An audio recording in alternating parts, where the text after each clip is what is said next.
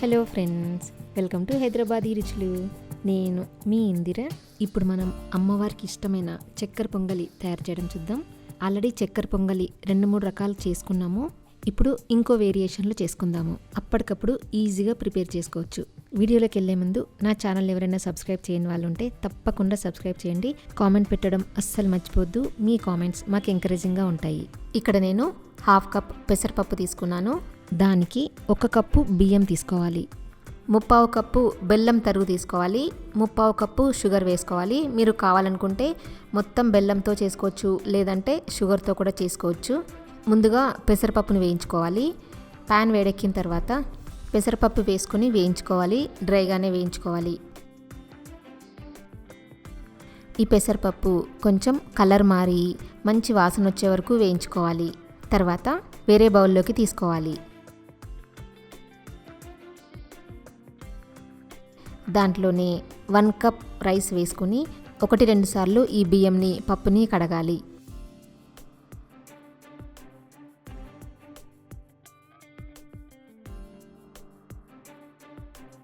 తర్వాత స్టవ్ మీద ప్యాన్ పెట్టుకుని ఈ కడిగిన బియ్యం పప్పుని వేసుకోవాలి. దాంట్లో మనం పప్పు బియ్యం కలిపి 1.5 కప్ తీసుకున్నాం కదా, 3 కప్స్ వాటర్ పోసుకోవాలి. అంటే డబుల్ వాటర్ పోసుకోవాలి. మూత పెట్టుకుని ఈ పప్పుని బియ్యాన్ని ఉడికించుకోవాలి. రైస్ ఉడుకుతుంది కదా, మధ్య మధ్యలో మూత తీసుకుంటూ కలుపుకుంటూ ఉడికించుకోవాలి. ఇదిగోండి, దగ్గరకు వచ్చేసింది రైస్.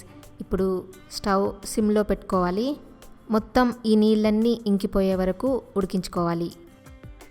నీళ్ళన్నీ ఇంకిపోయి రైస్ దగ్గరకు వచ్చేసింది. ఇప్పుడు స్టవ్ ఆఫ్ చేసుకొని మూత పెట్టుకొని 1-2 నిమిషాలు పక్కన పెట్టుకోవాలి. ఎందుకంటే ఇది తడితడిగా కనిపిస్తుంది కదా, అదంతా ఆరిపోతుంది. ప్యాన్లో 1 టేబుల్ స్పూన్ నెయ్యి వేసుకొని వేడి చేసుకోవాలి. నేను ఇక్కడ హోల్సమ్ గిరికౌ ఘీ తీసుకున్నాను.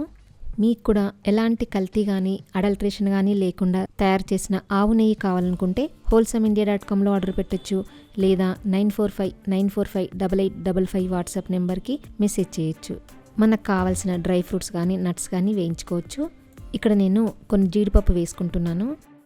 జీడిపప్పు వేగిన తర్వాత కిస్మిస్ వేసుకొని వేయించుకోవాలి.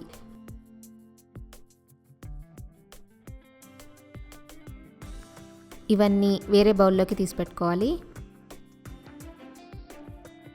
చిన్నగా తరిగిన కొబ్బరి ముక్కలు వేసుకొని వేయించుకోవాలి. కొబ్బరి ముక్కలు కొంచెం కలర్ మారే వరకు వేయించుకోవాలి. తర్వాత వేరే బౌల్లోకి తీసి పెట్టుకోవాలి.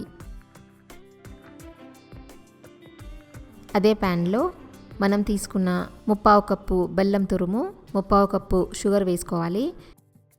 నేను ఇక్కడ హోల్సమ్ ఆర్గానిక్ బెల్లం తీసుకున్నాను. మీకు కూడా కావాలనుకుంటే wholesameindia.comలో ఆర్డర్ పెట్టచ్చు. దీంట్లో 3/4 కప్పు వాటర్ పోసుకొని బాగా కలుపుకోవాలి. బెల్లం కానీ షుగర్ కానీ మీ టేస్ట్ని బట్టి ఎక్కువ తక్కువ వేసుకోవచ్చు. ఈ బెల్లం షుగర్ కరిగే వరకు కలుపుకుంటూ మరిగించుకోవాలి. బెల్లం షుగర్ కరిగిపోయింది కదా, ఇంకో 5 నిమిషాలు ఈ పాకంని మరగనివ్వాలి. తర్వాత దీంట్లో మనం ఉడికించి పెట్టుకున్న రైస్ని వేసుకోవాలి. రైస్ అంతా వేసుకుని స్టవ్ సిమ్లో పెట్టుకుని బాగా కలుపుకుంటూ ఈ షుగర్ పాకంలో ఉడికించుకోవాలి. ఇదంతా దగ్గరకు వచ్చే వరకు ఉడకనివ్వాలి. ఇప్పుడు దీంట్లో ఫ్లేవర్ కోసం 1/2 టీ స్పూన్ ఇలాచీ పౌడర్ వేసుకొని కలుపుకోవాలి. ఇప్పుడు కొంచెం నెయ్యి వేసుకొని కలుపుకుందాము. నెయ్యితో చక్కెర పొంగల్కి మంచి టేస్ట్ వస్తుంది. బాగా దగ్గరకు వచ్చేసింది కదా, ఇప్పుడు మనం వేయించుకున్న డ్రై ఫ్రూట్స్తో గార్నిష్ చేసుకోవాలి. అంతే, టేస్టీగా చక్కెర పొంగలి ప్రిపేర్ అయిపోయింది.